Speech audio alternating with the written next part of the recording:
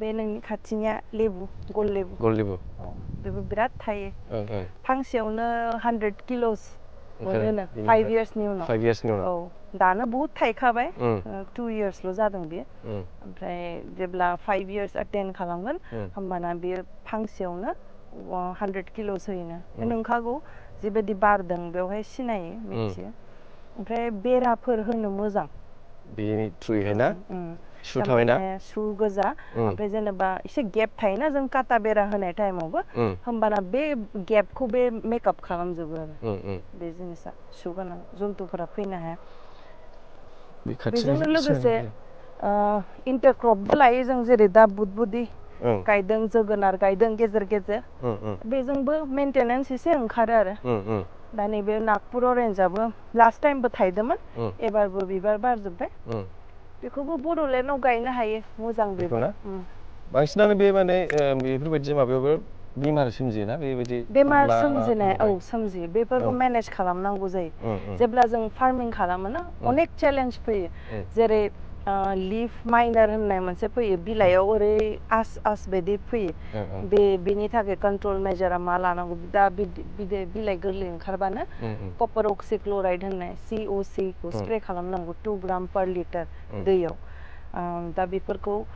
माने manage खालामलांबासो prevention खालामलांबासो मोजां जायो आरो टटेलि अर्गेनिकबो जों फ्रुट्सआव खालामनो हाया टटेलि 100% खालामनो हाया खारन जेब्ला नों गाव खालामोना होमबाना मिथियो आरो एथ' इजि नङा बेमार जाबा औ निम अइलफोरजों नोङो एसे एनै माबा एन्ट्सफोरा खारगोन खिन्थु बे जेफोरा माने बिलाइयाव माबा खालामो चेक खालामग्रा ओमफ्रायहा बे एकदम बिफांनि थाराफोराव माबाग्राया बेजों कन्ट्रोल जाया आरो बैयावबो माबा गुन सुदोंमोन गुनखौ मारै कन्ट्रोल खालामो बे इन्जेक्सननि सिरिन्जाव केर'सिन होनानै सोनानै ओमफ्राय बेखौ थुहरनांगौ गुदुङाव जेसेबां गुदुं दं ओमफ्राय थुहरखांनानै बेखौहाय सिल खालामफिननांगौ आरो माबाजों कटनजों सिल खालामनानै होमबानासो थैगोन ओमफ्राय बहुद आंना फांसे प्लान्टआ बेजोंनो थैदों आरोखि एफेक्ट जानानै ओमफ्राय बेफोरखौ आं कन्ट्रोल खालामनो थाखाय बिदि खाथेजोबनानै दोनदों नङाबा सेस बिदिनो अखा बोथोरनि उनावनो गुरै जानोसै ना स्टेमा ओमफ्राय बे टाइमावनो बे एम्फौफोरा बांसिन एटेक खालामो आरो जोंनि एरियायाव बेनो मेन प्रब्लेमा एम्फौ होमबा 3 yearsनि गेजेरावहाय फार्स्ट इयारावथ' ओरैनो बे फुलि गायनायाव थांबाय सेकेन्ड इयारावनो आब'नि जेनाखि इनभेस्टमेन्टफोरा फैफिनदों होमबा ना सेकेन्ड इयारावबो फैयाखै थार्ड इयार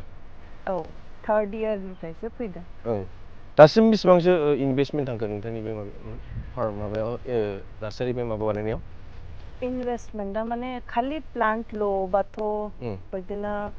1.5 लाखसो फार्स्ट इनभेस्टमेन्टआथ' ओरैनो 50,000फोरल'मोन आरोखि ओमफ्राय बेनि उनाव नोंहा बेरा होनाय नाम्बार 1आनो नोंना बेरा होनायाव बहुद थाङो प्लास किसुमान बुस्थुआव ड्रेगनाव जेरै पस्ट होनांगौ जायो पस्टनि खरसा दङ आरो बेनि उनाव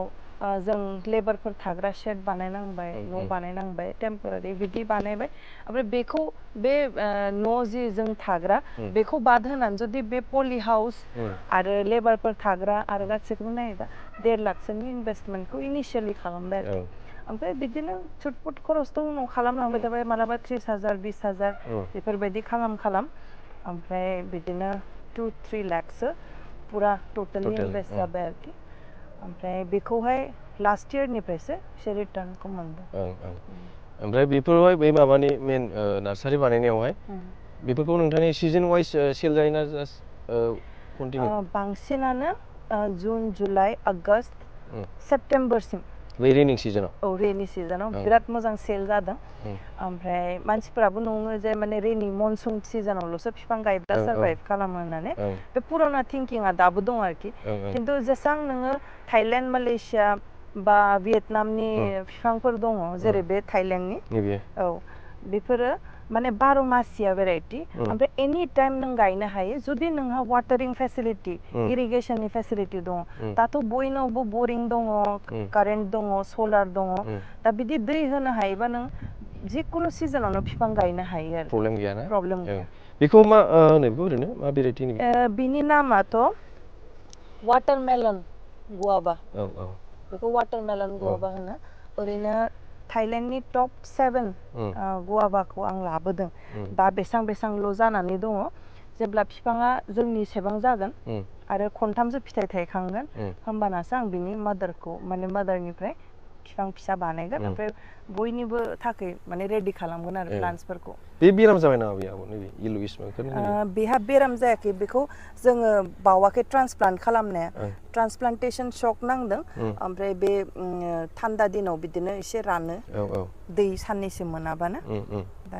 बिनि थाखाय जादों बेरामथ' जायाखै बेवहाय दा ओमफ्राय ओरैहाय बे बेखौ मा होनो नेक्स्ट मादार प्लान्टनि थाखाय रेडि जाहैबाय होमबालाय ना औ बे नेक्स्ट मादार प्लान्टनि थाखाय रेडि जाहैबाय ओमफ्राय जोंनि हायावबा माबायदि जाहैयो ओंखायनो डाइरेक्ट गायाबालानो आङो बेखौहाय माने ड्रामाव सिगां होग्रोदों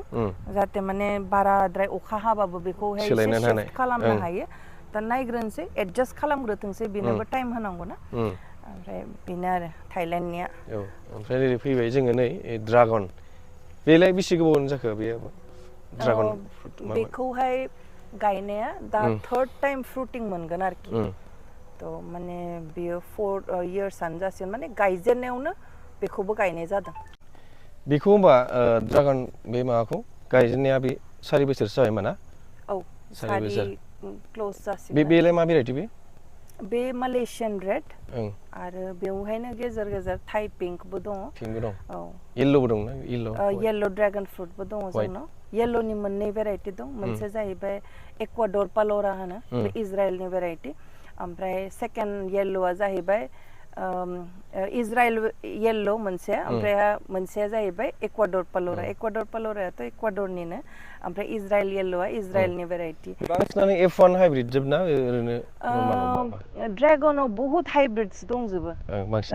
बांसिनानो हाइब्रिडाइज भेराइटि जोबखा थाइ जा इन्ड'नेसियान रेड जा गासिबो माने हाइब्रिडानो बुंजायो आरोखि फार्स्ट होमबा बेखौ आब' बबेनिफ्राय लाबोदोंमोन बे माबाखौ ड्रागनखौ सबनिख्रुइ सिगां एग्रिकालचारनिफ्राय मोननाय एकदम माने फिसा फिसा प्लान्ट दुरबल प्लान्टस बेखौ गायजेनदोंमोन आरोखि खिन्थु बिनि फ्रुटखौ आं कम्पेयार खालामबाय थाइ पिंकखौबो आं एसे बेलेग जायगानिफ्राय बिहरनानै गायदोंमोन ओमफ्राय बिफाङानो बिसोरना बिराद गिदिर मोजांखामोन आरो ओमफ्राय आं एग्रिकालचारनिखौ कम्पेयार खालामबाय फ्रुटआबो फिसा मालेशियान रेड जाहैबाय आरोखि बे सियाम रेडबो होनो